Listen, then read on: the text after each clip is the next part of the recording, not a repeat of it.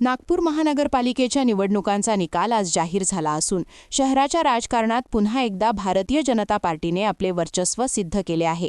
38 प्रभागांतील एकूण 151 जागांसाठी झालेल्या मतदानात भाजपला तब्बल 109 जागांवर विजय मिळाला आहे. त्यामुळे नागपूर महानगरपालिकेवर भाजपचे निर्विवाद वर्चस्व प्रस्थापित झाले असून महापौरपद भाजपच्याच वाट्याला जाणार यात आता कोणतीही शंका उरलेली नाही. या निवडणुकीत काँग्रेसला 30 जागांवर समाधान मानावे लागले तर शिवसेना शिंदे गटाला केवळ 4 जागा मिळाल्या आहेत.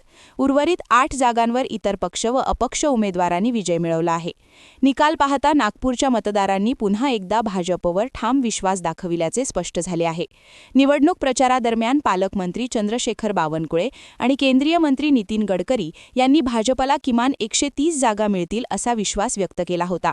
प्रत्यक्ष निकालात अपेक्षेपेक्षा काहीशा कमी जागा मिळाल्या असल्या तरी भाजपला स्पष्ट बहुमत मिळाल्यामुळे पक्षाच्या नेतृत्वात आणि कार्यकर्त्यांमध्ये उत्साहाचे वातावरण आहे. या निकालातून नागपूर शहरातील विकास कामे, पायाभूत सुविधा तसेच केंद्र व राज्य सरकारच्या योजनांवर नागरिकांनी विश्वास व्यक्त केल्याचे राजकीय विश्लेषक सांगतात.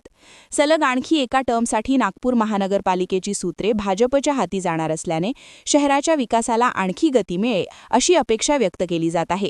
एकूणच नागपूर महानगरपालिका निवडणूक निकालांनी भाजपचा बालेकिल्ला कायम असल्याचे पुन्हा एकदा सिद्ध झाले असून शहराच्या राजकारणात भाजपचाच दबदबा असल्याचे चित्र ठळकपणे समोर आले आहे.